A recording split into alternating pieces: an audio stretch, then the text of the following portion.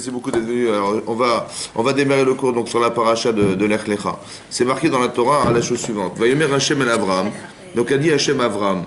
Lech Lecha me'artzecha. Donc, pars pour toi, me'artzecha du pays, de ton pays. D'accord? Ou melatecha. Donc, il vivait en Eretz Kenaan, mais il vivait à Haran. À Haran, en fait, à les frontières, il vivait à Haran. On lui quitte ton pays. Molatecha. L'endroit où tu es né, Bébet Avicha, la maison de ton père, elle arrête sa charaka vers une terre que je te montrerai. Excusez-moi, c'est Haran par rapport en Égypte, parce qu'il est par rapport en Égypte, à Misraïm, parce qu'il est parti à pied. On lui a demandé de descendre pour partir. Oui, c'est où maintenant? Je sais pas. Je crois que c'est la Turquie, je crois. Haran, c'est Haran, mais je sais pas exactement où c'est situé. Et donc, vers une terre que je te montrerai, Khazak. Et là-bas, il est marqué Sera le Goy Gadol. De là-bas, je ferai toi une grande nation. Va varecha, et je te bénirai. Va gadela shemecha, je grandirai ton nom. Veillez beracha, et ce sera pour toi beracha. Parce qu'on sait que Avram, il a fait teshuva. Il a fait teshuva. Un peu l'historique de Avram Avinu, c'est comment vous dire, les astrologues avaient prévu, ils avaient vu dans le ciel qu'un jour naîtrait un enfant qui allait déchoir la royauté de Nimrod, qui était le roi à l'époque d'un grand empire. Et il a dit que c'est ça comme ça, il faut absolument que, comme Paro, il avait décidé qu'il fallait exterminer les enfants qui allaient naître. Ils ont tué 700 000 enfants quand même. Ouais, 700 000 enfants. Sous l'empire de Nimrod. Et ils ne voulaient pas perdre de pouvoir. Et après qu'ils aient assassiné tous ces enfants, en fait, qu'est-ce qui s'est passé? Terach, qui était le papa d'Abraham, le futur papa d'Abraham, il était très proche du roi. Il a dit on va quand même pas demander à ma femme de venir, elle était enceinte, de venir se présenter pour voir si c'est un garçon ou pas. Et il a dit bien sûr, toi évidemment non. Bon. Et donc il a échappé comme ça au décret de Nimrod. Lorsque on avait assassiné tous ces enfants, le Midrash dit que les astrologues ont vu qu'il y avait une étoile brillante au-dessus de celle de Terach. Et ils ont dit, l'enfant qui doit prendre ton pouvoir, c'est l'enfant de Terach. Et donc il a demandé à ce que, il a fait envoyer une milice pour dire, il était bien embêté, Nimrod, parce que c'était un proche du roi. Il a dit, écoute, allez lui dire que je lui donnerai beaucoup d'argent et de l'or s'il acceptait de laisser cet enfant partir. Et quand il a reçu ce message, Terach a dit, mais pour rien au monde, il dit, c'est comme si tu demandais à un âne de lui couper la tête et de lui proposer du foin. Comment il va manger le pauvre? Donc il dit, moi sans cet enfant je ne peux pas vivre. Et qu'est-ce qu'il a fait? Il a refusé. Et qu'est-ce qu'il a fait? Il a donné l'enfant de sa servante à la place. Et cet enfant, donc Abraham, donc sa femme a accouché. Et cet enfant, ils l'ont mis dans une grotte. Il a grandi dans une grotte pendant des années comme ça dans la grotte. Et c'est là qu'à l'âge de 3 ans, il s'est posé des questions. Il s'est dit, est-ce que Dieu c'est le soleil? Il a vu, il a commencé à adorer le soleil. Après il a vu que le soleil... Abraham Avinu, à l'âge de 3 ans, c'était un grand philosophe déjà, un génie. Et il a dit, c'est peut-être le soleil. Après il a vu que finalement le soleil disparaissait, la lune apparaissait. Et après il a dit, peut-être c'est la lune. Après il a dit qu'elle disparaissait. Après il a fait tout un... Et il s'est dit, c'est pas possible, il a vu que le monde était intelligent, il a dit, c'est forcément quelqu'un qui est derrière cette intelligence supérieure, et il a commencé à croire en Hachem. Voilà. Et ensuite, finalement, au bout de quelques années, il s'est représenté, donc quand il a vu qu'il a commencé à développer la Torah dans le monde, Abraham Avinu, et Nimrod, ça le dérangeait, parce que lui, c'était le dieu du soleil, c'était le dieu du feu. Il a dit, mais qu'est-ce que tu fais? Tu vas contre ma volonté. Il a dit, écoutez, c'est simple, je suis d'accord de m'assujettir à vous, si ce n'est que, puisque vous êtes dieu du soleil, de faire que plutôt que le soleil se lève à l'est et se couche à l'ouest, faites l'inverse, inversé, voilà, qui se lève à l'ouest et qui se couche à l'est. Et tous les ministres étaient présents, et il était impuissant, incapable de faire ça. Et donc, il a dit, ok, vous savez pas faire, mais au moins, montrez que vous savez lire dans mes pensées, qu'est-ce que je pense maintenant? Et il a dit, incapable de faire. Donc qu'est-ce qu'il a fait? Il a dit, mettez-le en prison. Et donc il est passé en prison 10 ans, Abraham Avinu. 10 ans de prison. Et après 10 ans de prison, alors qu'il était resté 10 ans en prison, c'est marqué dans le Midrash qu'après, Nimrod il dit, écoute, c'est simple, il a dit, je suis le dieu du feu. Donc tu vas te soumettre à moi. Il a dit, le feu, on peut l'éteindre par de l'eau. Il dit, je suis le dieu de l'eau. Il dit, l'eau, l'eau, elle est prise par les nuages.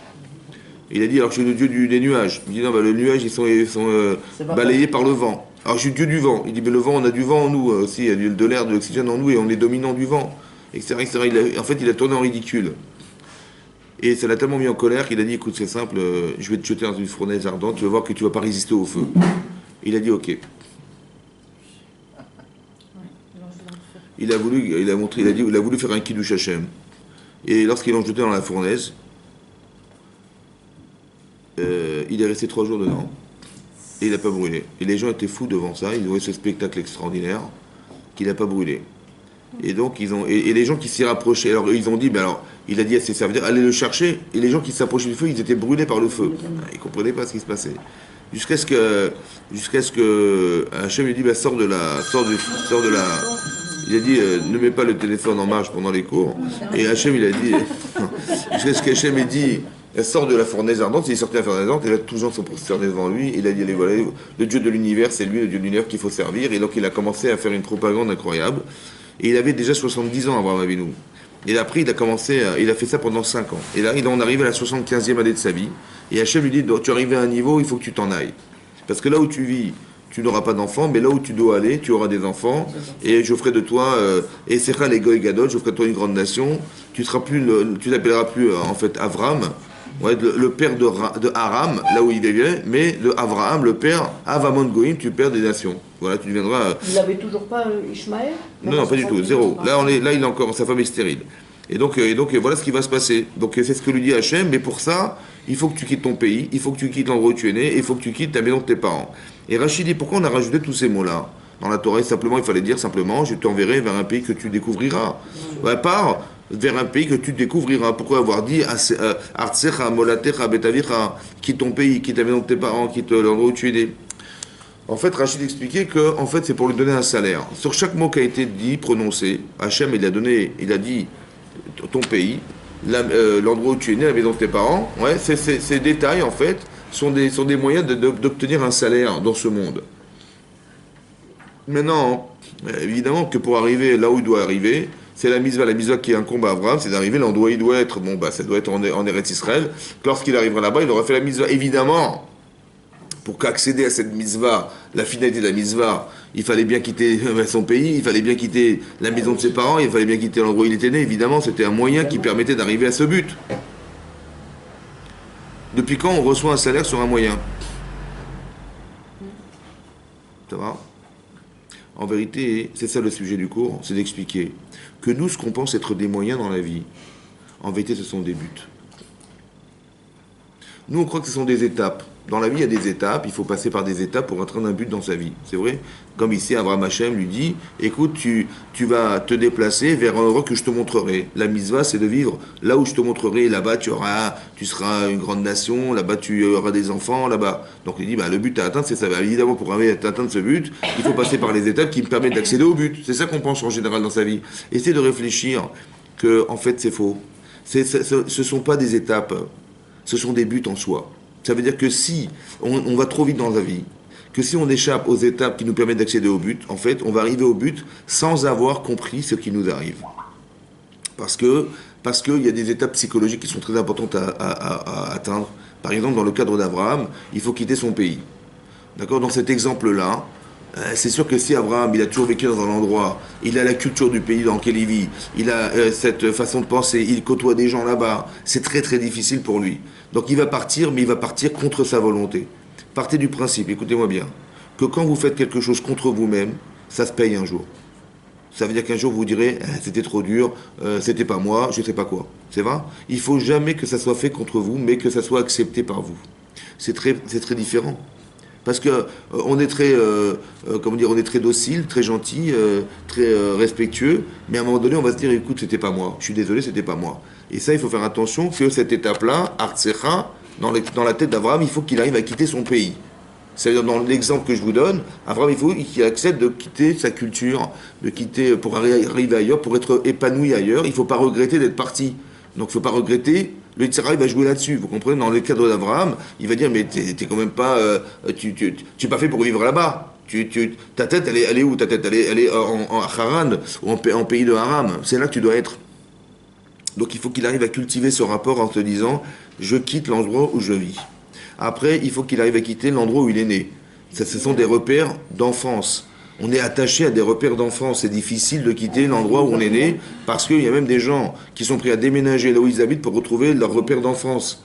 Donc il y a une difficulté. La mitzvah, c'est de se débarrasser de ce rapport-là à l'enfance. Dans ce cadre-là, encore une fois.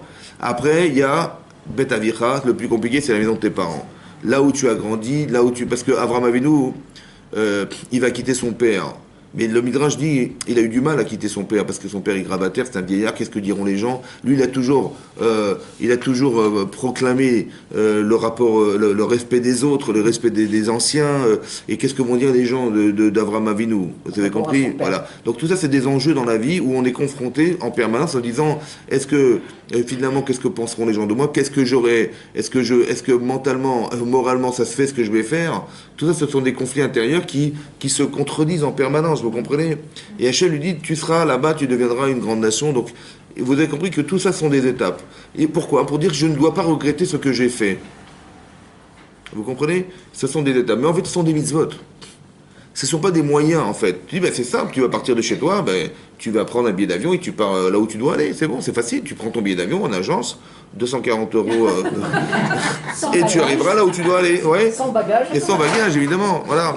Mais là, c'est très important que vous compreniez que ce ne sont pas des étapes. Ce sont des buts. Toutes les difficultés qu'on doit appréhender, qui nous amènent au but, ce sont des buts, pas des étapes. Et on croit que non, on va dépasser les étapes, on va vite sauter les étapes, on va faire vite, et on va arriver tout de suite au but, et on aura réussi à atteindre le but qu'on devait atteindre dans sa vie. Non.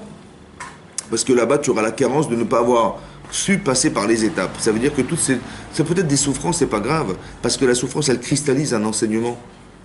Quand tu dois faire un choix, eh ben, c'est l'intensité de ce que tu as accepté qui va permettre de faire le choix du demain. C'est comme ça dans la vie. Et donc c'est ça qu'on dit à Abraham. Vous avez compris que dans le sens, sur le plan géographique, il y a un problème. Parce que c'est marqué ton pays, l'endroit où tu es né, la maison de tes parents. Non. Il fallait mieux dire, Abraham, s'il vivait chez ses parents, il fallait prendre ses valises de chez ses parents. Après, il fallait quitter l'endroit où il est né, et après, il fallait quitter son pays. Et il prend l'avion et il s'en va ailleurs. Non, la marque est marquée à l'envers. Tu quittes ton pays, l'endroit où tu es né, la maison de tes parents. Pourquoi on n'a pas suivi l'ordre géographique du déplacement d'Abraham? Parce que ça dérange. On n'a rien à apprendre du déplacement d'Abraham. S'il a pris un ticket de métro, il est rentré dans le métro, ça ne nous intéresse pas. Ce qui nous intéresse, c'est la difficulté d'appréhension qu'il a dû avoir. L'enseignement de la Torah, c'est un enseignement qui est un enseignement de qu'est-ce que je peux tirer moi de ça. Est-ce qu'on peut tirer de là? C'est la montée en crescendo de la difficulté qu'avait eu Abraham. C'était facile de quitter son pays, c'était un peu plus compliqué de quitter l'endroit où il était né, et c'était très compliqué de quitter ses parents. Donc la difficulté morale, vous comprenez? C'est ça qui m'intéresse, c'est ça qui nous intéresse. Ce déplacement d'Abraham, il nous intéresse parce que c'est comme ça qu'on se construit dans la vie. D'abord, je sais où je vais, quelles étapes je dois passer pour atteindre ce que je dois atteindre. Oui. Dans le couple, c'est pareil, dans sa vie professionnelle, c'est pareil, dans l'éducation de nos enfants, c'est pareil. Quelles sont les étapes qu'il faut suivre pour atteindre l'objectif qu'on veut atteindre? Vous voulez que vos enfants soient des tzadikim, vous voulez que votre couple soit épanoui, vous voulez que votre vie professionnelle soit suffisante. Ça se construit, ça construire sa vie. Ouais. Et on voit que comme des enfants, il est très intelligent, on lui fait sauter des classes, etc. Est-ce que c'est bien? Je ne sais pas, il faut réfléchir. Il a un âge, est-ce qu'il est mature pour pouvoir accéder à la classe supérieure? Il dit, oui, mais il va gagner du temps. Il va gagner du temps, mais il va perdre sa vie. Parce qu'il va souffrir d'être dans une classe qui n'est pas celle de son âge. Évidemment, ces enfants qui vont le négliger, il va peut-être souffrir. Et nous, sous prétexte de prestige, parce que ça nous intéresse que nos enfants ils sautent des classes, parce que c'est prestigieux, ils vont en souffrir, vous avez compris? Alors s'il n'est pas mature pour pouvoir atteindre ce niveau-là, pourquoi le faire accélérer les choses? Vous avez compris? Donc tout ça se réfléchit. Pour vous dire que les étapes qu'on suit dans la vie, ce sont des buts en soi et pas des moyens. Ça va? C'est comme ça qu'il faut le réfléchir, parce que l'objectif, c'est ce que je dois vivre au présent. Et après, je passe à l'étape supérieure. Si c'est quelque chose sur lequel je peux m'asseoir, ou c'est une chose qui est validée dans ma vie, ok, c'est acquis, on continue. Tant que c'est pas acquis, on ne continue pas. La vie, elle n'est pas faite d'addition de choses. C'est une, comment dire, ce n'est pas une addition. C'est parce que vous avez tel âge, que vous avez additionné des années, que vous êtes dans la compétence de votre âge. Non, on voit que l'évolution d'une personne, elle se fait par palier. Oui, ça se fait par palier. Ça veut dire que c'est-à-dire qu'un enfant de 3 ans n'a rien à voir avec un enfant de 5 ans. Et un enfant de 5 ans, il n'a rien à voir avec un enfant de 8 ans. Et 8 ans n'a rien à voir avec un enfant de 12 ans. Et 12 ans, 13 ans, c'est aussi des paliers. 13 ans, 15 ans, 15 ans, 18 ans, 18 ans, 20 ans, ce sont des paliers. C'est pas parce qu'il a 2 ans de plus. Vous avez compris, dans la halakha, c'est marqué Yodéa et Daber. Il sait parler. Yodéa, les Narnéa. Il sait secouer le loulav. Il sait garder les téfinines. Voilà ce qui est marqué. Il y a marqué dans la Torah, il n'y a pas marqué d'âge. Il y a marqué des compétences. Alors on estime, en général, en moyenne, que la compétence du chinour d'un enfant, elle démarre à 6 ans. Ça va? Mais l'âge, en fait, ne correspond pas à une moyenne de compétences. S'il sait parler, tu lui apprends. Il ne sait pas parler, tu dis, mais à ton âge, il faut enlever la couche. Je suis désolé, tu enlèves la couche. Mais ton frère, regarde, ton petit frère, à 2 ans, il avait enlevé, toi, t'as pas honte, à 2 ans, tu mets encore ta couche. Bon, le pauvre, il n'arrive pas.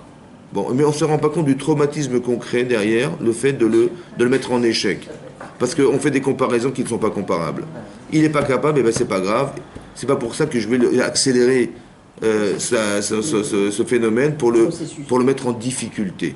Vous avez compris, je vais lui mettre la honte de sa vie, je vais le mettre en décalage. Il est petit, est-ce qu'il comprend ce que vous lui dites? Il ne comprend pas, il sait simplement qu'on l'oblige à retirer sa couche alors qu'il n'est pas en capacité de le faire. Et on lui fait la honte, et on le marginalise. Et quelque part, on le décale par rapport à ses frères et sœurs. Vous comprenez? Ce sont des traumatismes qu'on n'a pas besoin de faire passer. Sous prétexte que non, il y a des étapes. Voilà, 2 ans, c'est ça, 2 ans. Non, il n'y a pas 2 ans. Il n'y a pas d'âge, il n'y a pas marqué d'âge dans la Mishnah. C'est une sigma dans Soukalak même bête qui dit que il sait faire, on lui donne. Il ne sait pas, on ne lui donne pas. Vous comprenez? Si un enfant, il ne sait pas, il ne comprend pas qu'il faut... on ne lui achète pas de loulav. Je dis, ben, comment il fait les autres alors? Ben, les autres, on s'en fiche. Vous avez compris que... C'est pour ça que... Vous avez compris? C'est pour ça que... Non, il faut arrêter de tricher. Un triche. Alors... Non, c'est ça que je vous explique. Donc c'est suivre les étapes. C'est très important qu'on respecte les étapes d'évolution. On avait dit une fois, c'est marqué, c'est Gvan Giga qui dit là-bas qu'on va y arriver, que en fait il manquait du chauffage. C'est ça, il faut se chauffer et c'est ça. Et ce que je disais, c'est que les étapes. C'est marqué, il y a un passage qui dit ou shaftem buritem, vous installerez et vous verrez. Ben Sadik la racha, entre un Sadik et un mouchoir, entre un Sadik et un racha, entre celui qui est Oved Elohim, celui qui sert Hachem, le Eno Avado de celui qui ne le sert pas. La Gemara demande la question sur le verset, il est bizarre, on a dit Sadik racha, Oved Elohim, Eno Avado. Celui qui sert Dieu et celui qui ne le sert pas. Évidemment, c'est le Sadik, celui qui le sert, et celui qui ne le sert pas, c'est le racha. Ça paraît tellement évident. Et la Gemara dit non, en vérité, c'est pas ça. Le contexte du verset ne parle pas de ça du tout. Et nos domaines, il est marqué, ne se ressemble pas. Celui qui répète son étude Mea Peamim, 100 fois, de celui qui le répète Mea Veachat Peamim. Voilà, un de plus. La Gemara demande ce qu'on comprend. Quoi, celui qui a fait 100 fois, il est Eno Oved Elohim. Celui qui a fait 100 fois, il est Racha. Alors, sur ce, il a dit à son élève, il a dit oui, tu as raison. En fait, qu'est-ce que ça veut dire? Il dit voilà, quand tu veux acheter, tu veux louer un chamor, tu veux louer un âne pour faire 10 parsaot. Ouais, pour faire 10 parsaot, c'est environ une quarantaine de kilomètres. Et ben, ça se paye combien tu payes? Il dit, ben, je paye un zouz. Un zouz, ça se coûte un zouz. Mais si tu veux faire 11 parsaot, une de plus, et ben, il dit, combien tu payes? Il dit, c'est marrant, ça coûte 2 zouzim. Voilà ce qu'il a dit. Il dit, tu veux faire 10, ça coûte 1. Tu veux faire 11, tu ne vas pas payer 1 zouz, virgule 1. Tu vas payer 2 zouzim, tu doubles. Voilà ce qu'il a dit. En fait, qu'est-ce qu'il a voulu dire? Alors, le Rav Dessler, il a expliqué comme ça, que 100 et 101. Tu dis, mais c'est que 1 de plus. Non, mais c'est pas tu doubles le prix. Ça veut dire que ton niveau, il se multiplie par lui-même. Vous avez compris ou pas? C'est pour ça qu'il a dit, bien sûr que celui qui a fait 100, il est de Tzadik Gadol. Seulement, il n'a rien à voir avec 101. Pourquoi? Mais c'est que 1. C'est un palier. C'est un palier. Et de là, on apprend que la vie, elle se multiplie, non pas par une addition d'expérience, mais des paliers. Tu peux rester toute ta vie sur le même palier. Toute ta vie, ou les 40 ans, sur le même palier. Tu n'évolues pas. Pourquoi? Parce que ce n'est pas une addition. Je dis, mais vous voyez des gens qui ont des âges avancés, on dirait des enfants. Ça va? Pourquoi? Mais c'est parce que la vie n'est pas une addition d'expérience. La vie, c'est une accumulation de paliers. Quand tu arrives à un certain palier, c'est comme celui qui est au rez-de-chaussée, il n'a rien à voir avec celui qui est au premier étage. Il a monté les marches, il a monté 20 marches. Il a monté 20 marches, il est au premier étage, il a une perspective qui n'a rien à voir avec celui qui est au rez-de-chaussée. Mais celui qui a monté 20 marches de plus, il est au deuxième étage, il n'a rien à voir avec celui qui est au premier étage. Et il n'a rien à voir encore plus avec celui qui est au palier. C'est vrai. Mais si tu peux rester sur la 15e marche de ton immeuble, et tu comme ça, il t'attend. Et tu vois, et alors qu'est-ce que tu veux? La 15e marche. Tu peux rester toute ta vie à la 15e marche. Il faut comprendre que ce sont des paliers. Il faut passer sa vie à toujours vouloir atteindre un palier. C'est ce que Hachem propose à l'homme, en fait. C'est ça que je vous ai dit que le temps en hébreu, comment on dit le temps? Zman, très bien. Comment on dit une invitation? Très bien. Vous avez que azmana, zman. Ça veut dire quoi? C'est la même racine, ça veut dire quoi? C'est avec le temps, c'est une invitation. Ce que vous vivez est une invitation. Hachem vous invite. Il dit à Abraham, il dit, je t'invite à arriver à un niveau. Lequel? Là, tu n'as pas d'enfant, là-bas, tu en auras. Là, ici, tu es Abraham, tu vas t'appeler Abraham. Mais il faut que tu acceptes l'invitation. Tu as reçu un faire-part. C'est quoi le faire-part? Artsecha, molatecha, betalicha. Il faut passer par ces étapes. C'est comme ça. Donc la vie est une invitation. Comprenez-le comme ça. Que ce que vous vivez, c'est une invitation à évoluer. Hachem, ce qui l'intéresse, c'est le salaire que vous allez obtenir au Olam Haba. C'est tout ce qui l'intéresse. Rien d'autre. Donc il nous invite à nous proposer des situations de vie qui sont des choix de vie. Abraham, il peut très bien dire je suis prêt à quitter mon pays, mais pas mon père. C'est pas possible. Mon père est un vieillard. Vous avez compris? Quand on va lui proposer de faire la Brit Mila, il dit je veux bien pour moi, ça peut être problème, mais qu'est-ce que diront mes talmidim? Il dit quel sacrifice humain il faut faire pour arriver à atteindre les mitzvot? Vous pensez que c'est nécessaire? Il va demander à ses conseillers. Donc c'est un vrai problème. Vous avez compris? Etc., etc. Donc il faut faire des choix dans sa vie, mais quand on a la cohérence de ces choix, on a les midotes pour le comprendre, on a la connaissance pour les comprendre, et on a l'intelligence de le comprendre. Vous avez compris? On peut avoir l'intelligence, mais on n'a pas la midote pour comprendre. Vous avez compris? Et ça, c'est très important de savoir que tout ça, c'est des facultés qu'il faut atteindre. Il faut avoir des qualités humaines. Quand on va demander un jour dans la paracha à Lot, quand Abraham il va dire comment ça s'appelle, à Lot de se séparer, il faut savoir que Lot, c'était qui Lot? Son neveu. Mais c'était aussi son beau-frère. C'était le frère de sa femme. Ah oui, parce que Haran, quand il a vu, Nimrod a proposé à Abraham de se sacrifier, de se jeter dans la fournaise. Il dit, s'il sort vivant, je servirai Dieu, Hachem. Et sinon, je servirai Nimrod. Bon, il est sorti vivant. Il dit, super, donc c'est bon, j'ai compris, c'est lui Dieu. Donc il faut que je suive. Et donc on te dit, écoute, il dit, alors toi, Haran, qu'est-ce que tu fais? Il dit, moi je suis Abraham. Il dit, alors jette-toi. Il s'est jeté, il est mort. Pourquoi il est mort brûlé? Parce qu'il n'avait pas confiance. Parce que la vie n'est pas une condition. C'est une certitude.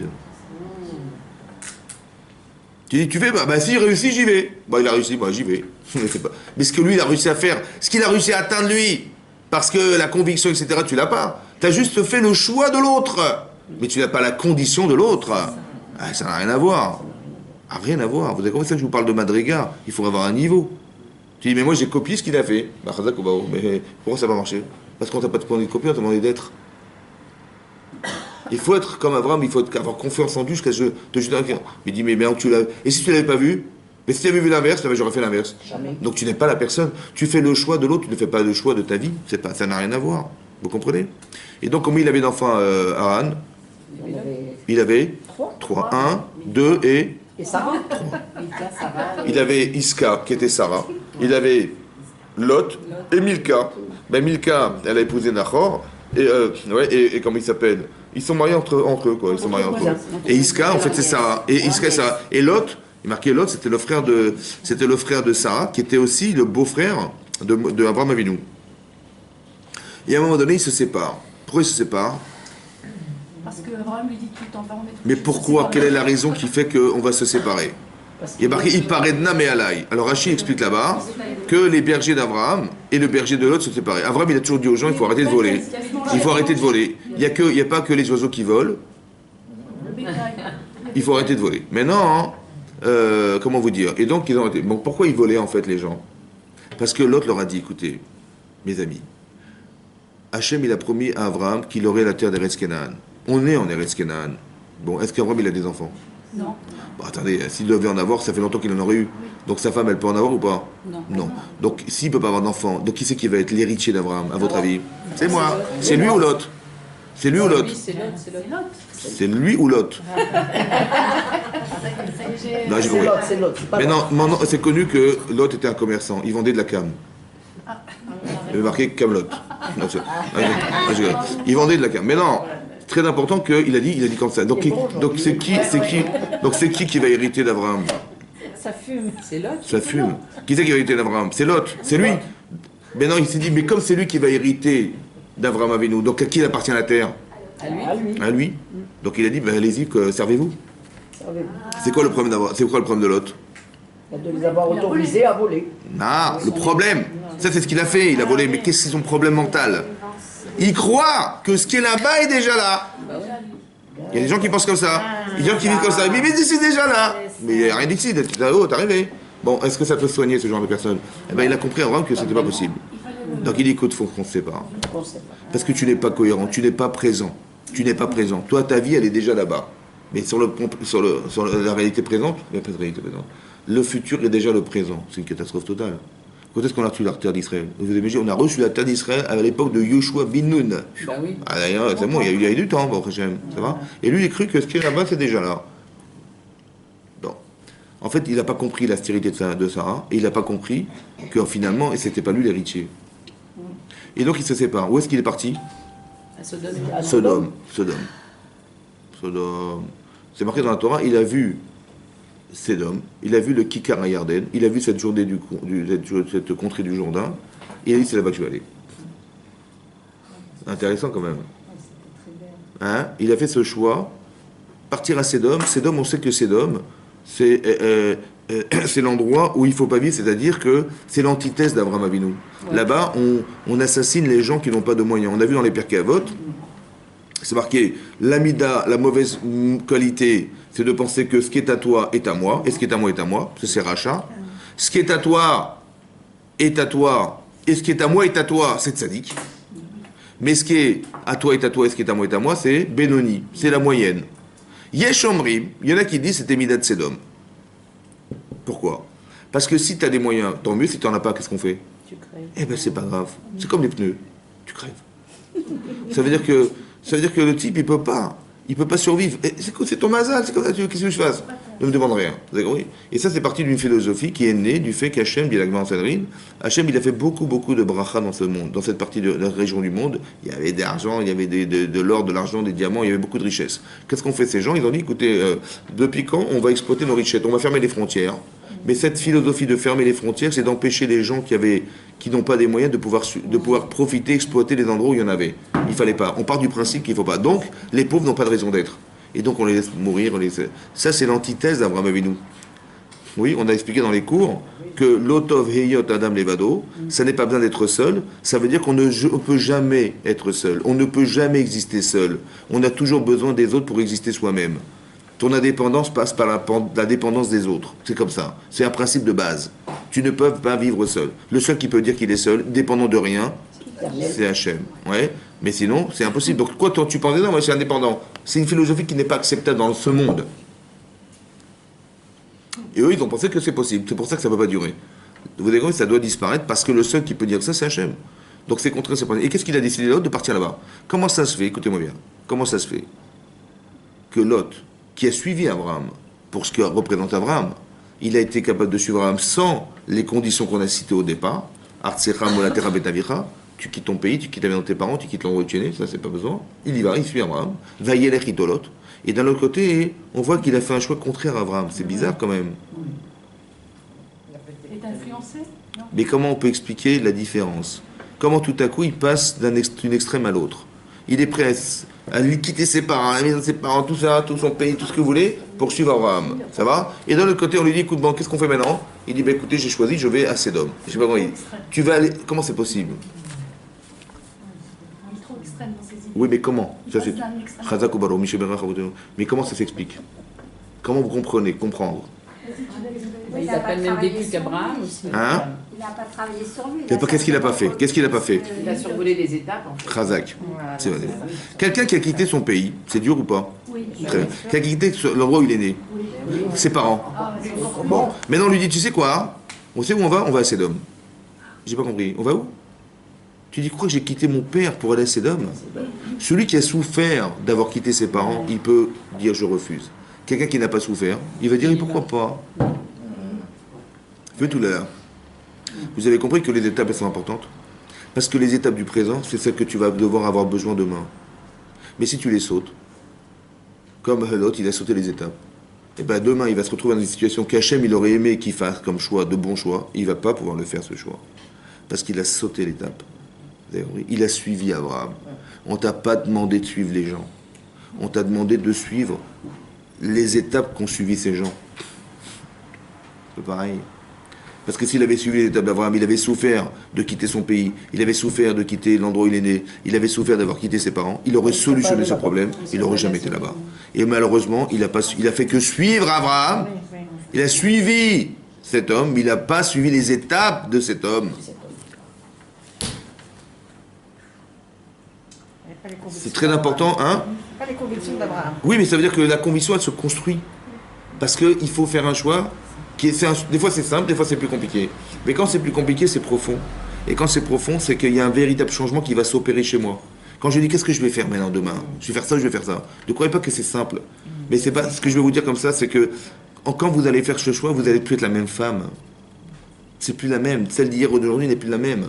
Abraham, il devient Avraham parce que l'homme Abraham n'a plus rien à voir avec Abraham. Comme si qu'on découvrait un nom. C'est ça? C'est-à-dire que vous avez un nom. Mais ce nom, il doit évoluer, il doit être... Comme si vous deviez atteindre ça. Comme Sarai, elle va s'appeler Sarah. C'est pas qu'on dit, tiens, allez, Sarai, c'est pas joli, on va appeler Sarah. Non, Sarai, c'est très joli. Seulement, elle devient Sarah. Parce que Sarah, elle va avoir des enfants que Sarai n'aura jamais. Donc le changement de nom, c'est le changement de quoi? De Mazal. Mais quoi?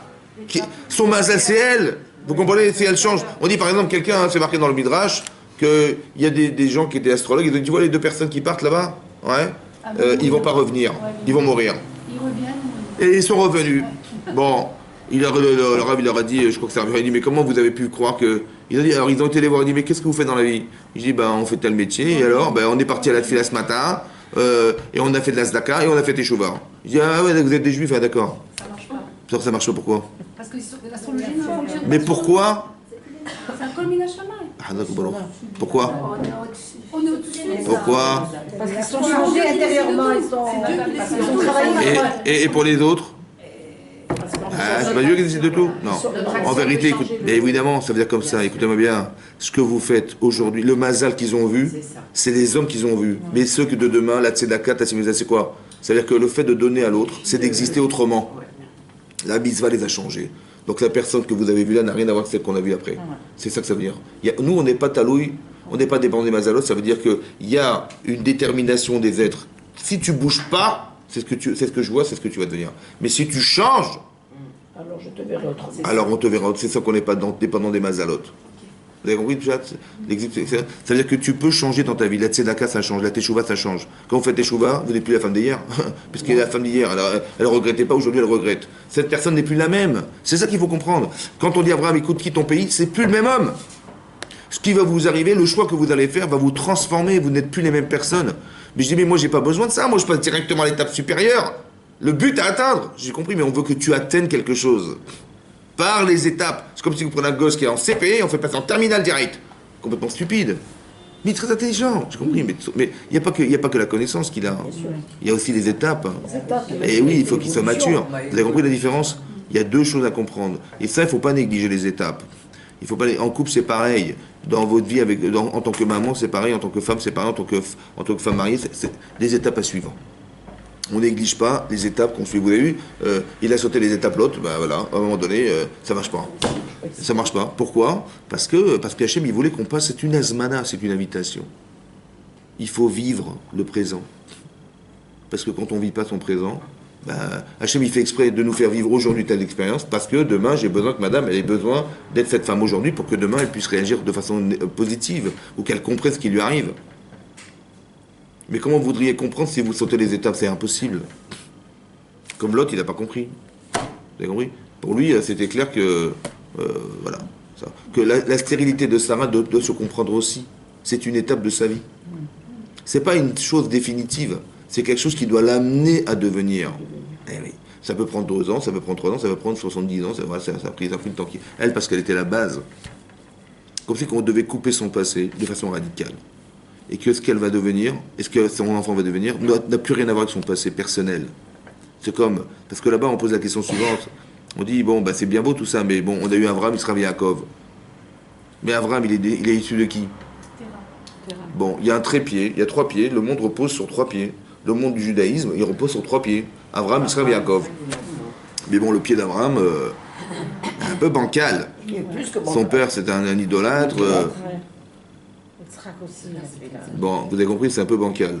Alors comment s'arranger avec ça? Alors on explique qu'en fait, la teshuva d'Abraham et la stérilité de Sarah, est-ce qu'elle pouvait avoir des enfants? Non. Non. Donc est-ce que naturellement on peut affilier Yitzhak à Terach? Dites non. Non. Très bien. Donc si naturellement c'est pas possible, donc ça veut dire que quoi? Ça veut dire que Hachem il nous a débarrassé par la stérilité de Sarah de Terach.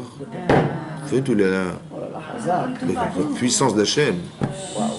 Donc c'est comment je dois le vivre? Je pleure ou je... Non. Vous avez compris? Ce sont des étapes. Mais combien ça dure? Ça dure. Par exemple, comment elle s'appelle? Léa, elle a des enfants. Mais sa sœur, elle n'en a pas. Bon, et l'autre, elle la voit se promener dans les jardins avec ses enfants. Qu'est-ce qu'elle se dit? Elle dit, mais qu'est-ce qui m'arrive? Je suis une rachat. Ou elle se dit, je suis pas assez de sadéquette. Il y a le prix.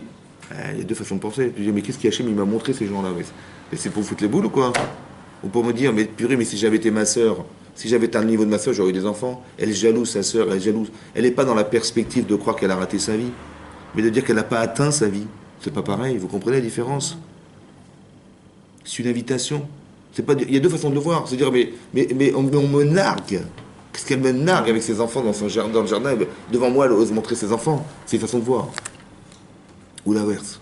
Vous avez compris? Les midotes. L'inverse, c'est de dire, mais si elle a des enfants, c'est qu'elle a atteint un niveau qui lui permet d'en avoir. Je jalouse ma sœur, je veux être comme elle. Je veux être une sadéquette comme ma sœur. Voilà. Et donc la stérilité, c'était un moyen d'atteindre quelque chose. D'atteindre quoi? D'atteindre Yosef. Parce que cet enfant Yosef, il va se retrouver en Égypte pendant combien d'années? 2 ans.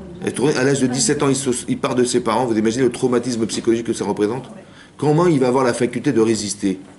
La résistance, la capacité de se maintenir tzaddik malgré tout en Égypte, dans la plus grande corruption qui existe là-bas, avec toutes les tentations, il est beau gosse et tout ça, comment il va résister? Comment il va faire? Mais comment?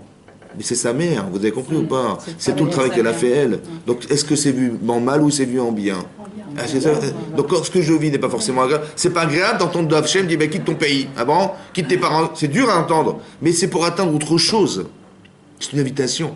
Vous comprenez? Mais savoir que derrière, si tu l'acceptes et tu le vis bien, tu le comprends, à ce moment-là, tu verras que les conséquences, c'est ce qu'on espérait de toi. Comment tu veux que Yosef il résiste si tu résistes pas? Il faut que tu atteignes un niveau où tu vas t'appeler Rachel. Là, pour l'instant, tu t'appelles pas Rachel. Tu t'appelles je sais pas quoi. Mais il faut que tu atteignes ce nom. Ton nom, c'est ça. Et ce nom étant atteint, tu peux engendrer Yosef. Comme tu dois t'appeler Abraham. Tu t'appelles Abraham. Donc il faut que tu deviennes Abraham. Mais pour que tu deviennes Abraham Avamon Goïm, il faut que tu te rends compte la dimension que tu dois avoir. Et tu dois Vesecha les Goï Gadol. Ou alors Egadela Shemecha, je grandirai ton nom. Pourquoi? Parce que la personne, si c'est une star, les gens ils vont aduler, ils vont. Mais le Kiddush Hashem que ça représente, il est énorme. Quelqu'un qui reste dans l'ombre, et on ne le connaît pas, mais quelqu'un qui devient Esecha les Goï Gadol. Egadela Shemecha, je grandirai ton nom. Ça veut dire que tu seras tellement connu que les gens courront derrière toi pour essayer d'apprendre, d'écouter ce que tu vas dire. Vous avez compris ce que fait Hachem? Mais ce que je grandirai ton nom, c'est toi qui l'as grandi, qui m'a permis de le grandir. Parce que tu as atteint un niveau où tu es tellement avec Hachem en permanence que je te suis. Vous avez compris? Et sa mère était juive à Abraham? Mais Abraham, c'est pas un juif. Personne n'est juif. Hein? Non, mais sa mère était... Ben Noir. C'est-à-dire que comment elle s'appelle? Quand la femme de Potiphar, vous vous rappelez la femme de Potiphar? Oui. Quand elle a essayé de séduire... Yosef. Oui, qu'est-ce qu'il a dit? Eh bien, il a dit, Khatatil Elohim.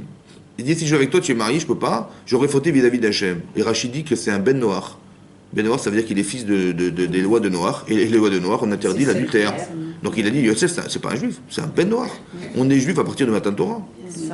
C'est là qu'on devient juif, mais avant, il n'y a pas de juif ici. D'accord? Non, mais c'était Tzadékette parce qu'on Qui? dit que la mère d'Abraham Avinu Karna. Oui, elle était Tzadékette, ouais. Mais ça veut dire que c'était rare. On dit dans la fin de la paracha de Noach, il avait que combien d'années Noach? De Terach, combien d'années? À peu près, numéro complémentaire. Vous avez 900 et quelques. combien? 210 ans. 210. C'est marqué dans la Torah, 210 ans. Et on parle de sa mort alors qu'il était encore vivant. Rachid dit parce que les Réchaïm, de leur vivant, ils sont morts.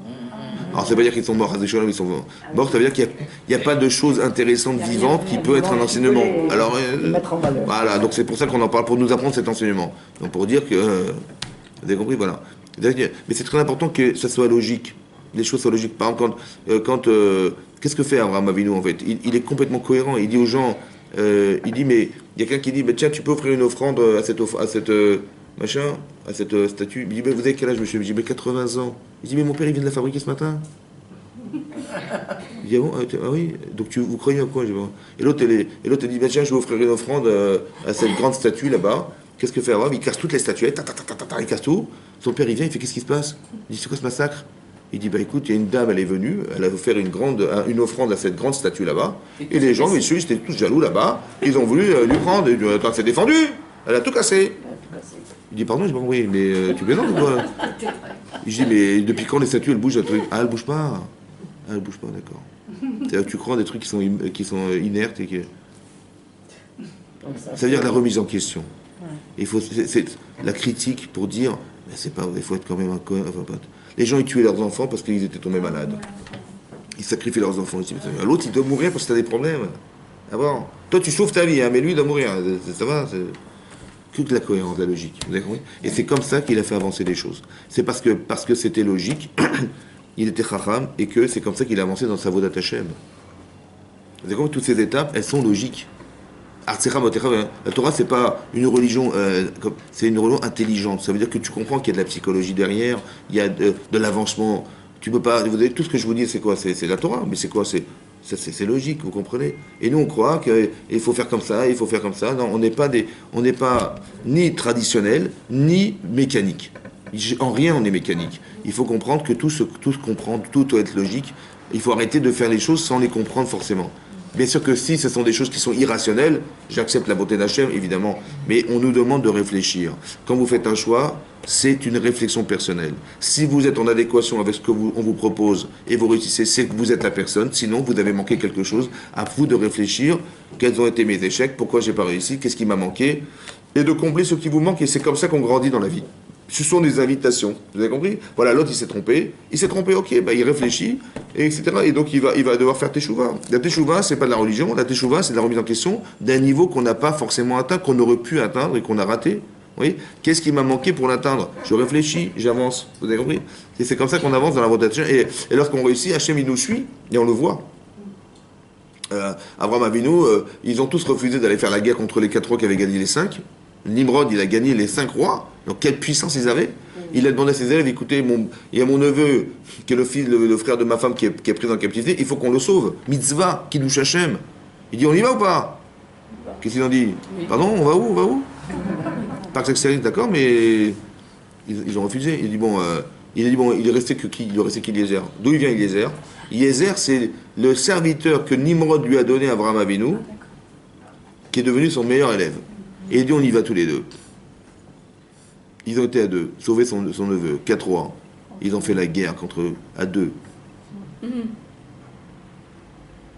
Bon, il a peut-être brûlé Abraham Avinu, mais il est tellement convaincu. Mais vous imaginez ce que ça veut dire? Comme si que la réalité ne représentait rien pour lui. Et Hachem est là ou pas? Est-ce qu'il peut tout faire Hachem? Mais il ne faut pas dire oui, il peut tout faire Hachem et dire ouais, mais bon, je suis frileuse quand même. Il peut tout pour lui, mais moi, est-ce qu'il va me le faire? J'en sais rien. Si vous êtes frileux, ça passera pas. Comme exactement Haran. Il dit, bah écoute, je suis frileux, on va voir, ça passera pas. Il faut être sûr. Maintenant, il est tellement sûr, il prend du sable et ça lui jette, ça devient des flèches, Ça monte. Mais ça veut dire que c'est incroyable. Hachem, il suit vos convictions. Ce que vous avez construit mentalement, Hachem, il vous suit à 100%. Mais il faut être honnête. Ça veut dire qu'il faut exactement être au niveau de ce qu'on conçoit. Ça veut dire qu'il y a deux choses à comprendre. Vous pouvez intellectuellement l'accepter, mais physiquement, c'est un peu dur. Vous avez compris? Est-ce que je vais faire ce que je pense? Pas forcément vrai. Donc il faut arriver à des convictions personnelles. Mes convictions personnelles, c'est d'arriver à connecter votre volonté intellectuelle et votre et le côté corporel qui va suivre. La tzniut, c'est pas facile pour une femme. Extérieure du bah oui, je le conçois, c'est intelligent, mais bon, mais c'est pas pour moi. Voilà, vous avez compris. Et ça, c'est-à-dire que, est-ce que je suis au niveau? Est-ce que mon corps va accepter ce que ma tête accepte? Et ça, c'est la difficulté qu'on doit avoir. Donc, c'est ça, Avraham Avinu. Il dit, je vais quand même pas laisser mon père. Mais on te demande de, vas-y, ta mitzvah, ta neshama, elle va être en Israël. Vas-y, va en Israël.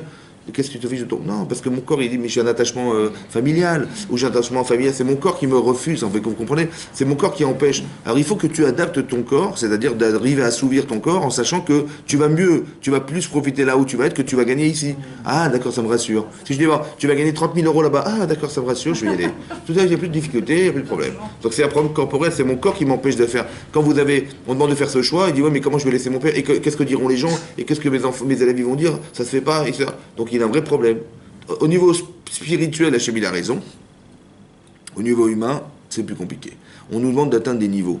D'atteindre des niveaux, ça veut dire d'avoir cette sensibilité émotionnelle, d'arriver à convaincre son corps de ce qu'Hachem me demande de vivre. C'est ça les étapes. Parce qu'après, il faut faire un choix.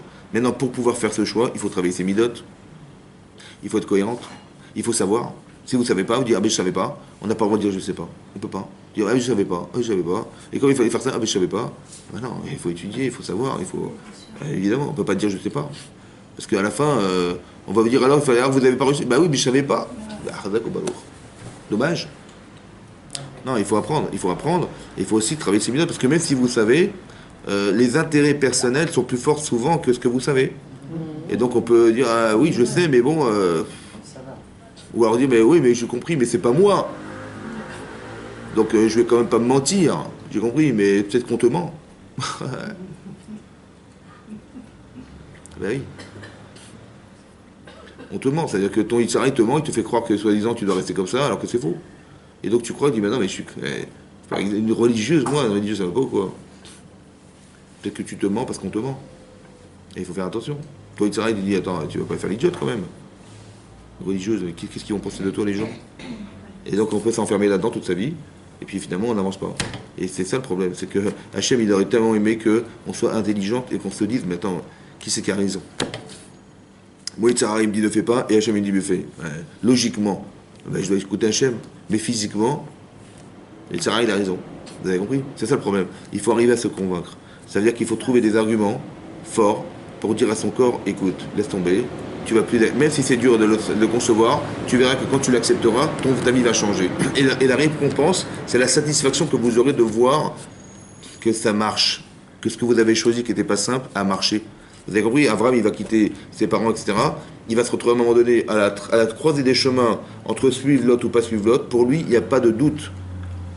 Parce qu'il a fait parce que la souffrance qu'il a dû subir pour faire ce choix lui permet d'alimenter le nouveau choix qui est de dire je ne vais pas suivre mon neveu. Ou alors il va dire, mais il est incohérent, il ne se rend pas compte où il va. Vous avez l'intelligence de voir que c'est grave, et lui, il n'a pas cette intelligence. Pourquoi? Parce que le choix, il ne l'a pas fait au départ. Il a suivi l'autre, vous avez compris? Vous dites, mais comment il peut faire un choix pareil? Mais c'est incohérent. Et comment il peut faire le contraire de ce que je lui ai enseigné?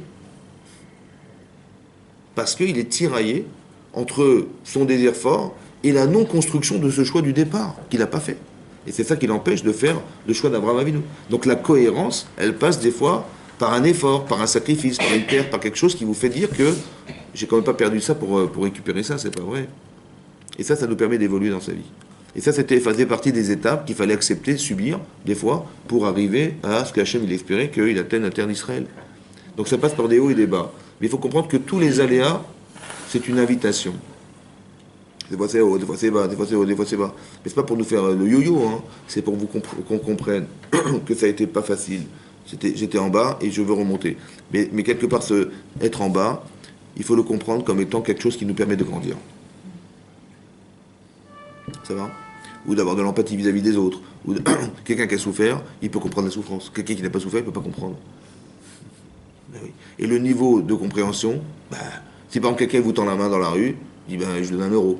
Mais si vous allez chez lui à la maison, et vous voyez dans quelle situation il vit, et dans quelle précarité il vit, dans quelle souffrance il vit, tu vois, 1 euro, puis j'ai honte. Je dis, mais je peux pas faire mieux. Je dis, ok, j'ai compris, mais tu te rends compte de ce que ça représente. Et plus on rentre dans ça, et plus on se rend compte de la manifestation qu'on aurait dû exprimer au départ, qu'on n'a pas su, parce qu'on n'est pas dans la difficulté de celui qui le vit. Vous avez compris? C'est pareil. C'est-à-dire que plus on avance dans sa vie, et plus on comprend. Et dans le bonheur, c'est pareil. On peut aller à un mariage, et puis on va pour manger. Parce que c'est bon. Ou bien on vient pour réjouir le Khatan Lakana. Des fois on dit mais je les connais pas, vous m'invitez, mais c'est des amis qui nous ont dit de venir. J'ai compris, mais c'est la mitzvah, c'est pas d'aller manger. La mitzvah, c'est de réjouir le Khatan Lakana. Alors qu'est-ce qu'il attend de moi? Vous avez compris ou pas? Ah oui, c'est pas. Donc dans le tov et dans l'inverse, vous avez compris, dans le bonheur et dans la difficulté, tout ça, c'est des invitations, vous comprenez, à comprendre que Khatan Vekana, ça se réjouit, donc il est content de te voir, tu viens pas pour toi, tu viens pour lui. Comme des gens me disent, ah mais si vous faites un mariage séparé, on vient pas. Par exemple, vous êtes comme si je dis, écoute, d'accord, tu viens pas, et donc je peux t'envoyer le menu aussi, peut-être qu'il va pas te plaire le menu, peut-être, mais tu viens pas pour toi, mon chéri, tu viens pour nous, pour le Khatan Vekana. Depuis quand tu imposes, je t'invite au restaurant, tu dis, attends. D'abord, envoie-moi le menu, après je vais voir si je vais venir chez. Ça se fait pas, vous comprenez? C'est complètement incohérent. Mais tu viens pas pour toi, mon chéri, tu viens pour la personne. Et c'est ça, vous avez compris le problème. C'est des midotes après. Il faut construire sa vie de façon cohérente. C'est ça l'invitation. En couple, c'est pareil. L'essentiel, qu'est-ce qui est essentiel, qu'est-ce qui est subordonné. Et des fois, on s'acharne sur des détails dans sa vie, sur des bêtises, sur des petites frustrations, des petites machins. Tu te rends compte ce que tu vas perdre, ce que tu risques de gagner. Tu aurais pu gagner ce que tu perds pour des bêtises. Parce qu'on ne sait pas mettre les éléments en place. Qu'est-ce qui est important, qu'est-ce qui est moins. Ton mari, c'est la personne la plus importante de ta vie. Évidemment, c'est comme ça. Tes enfants, etc. Après la chronologie, tes parents, tes enfants, tes amis, tes voisins. Oui, il y a une chronologie. Où est-ce que tu mets le curseur? Des fois, une femme, elle peut parler gentiment à son voisin, et son mari, c'est une catastrophe. Elle le déchire. Voilà. Ah oui. Mais c'est normal, ça. Si tu respectes tes voisins, tu ne respectes pas ton mari, c'est normal. Mais il est où le curseur? Vous avez compris? Mais des fois, c'est l'inverse. Mais c'est parce que je l'aime que je le... Mon voisin, que j'ai un fils, mon voisin, moi. Mais lui, mon mari, quand même, c'est mon mari, quand même. Et je lui dis en pleine tête. Mais en vérité, c'est la frustration de voir que l'amour est déchu, que madame, elle s'énerve. Mais si un mari ne comprend pas ça, il dit, mais elle est folle, ma femme. Mais non, elle t'adore, ta femme. Parce que si elle te gronde, tu vois bien que ton voisin, elle l'aime pas tellement, bon, elle ne lui dit rien. Mais toi, elle t'adore, c'est pour ça qu'elle crie. Ah d'accord, j'ai pas compris. C'est comme ça. Mais il faut savoir, hein. Et ça, on ne sait pas. Si on ne comprend pas les phénomènes naturels humains, on ne comprend pas des réactions. C'est comme ça. Chazak ou Mada, Chazak ou Balo, Chazak. C'est bon. D'accord.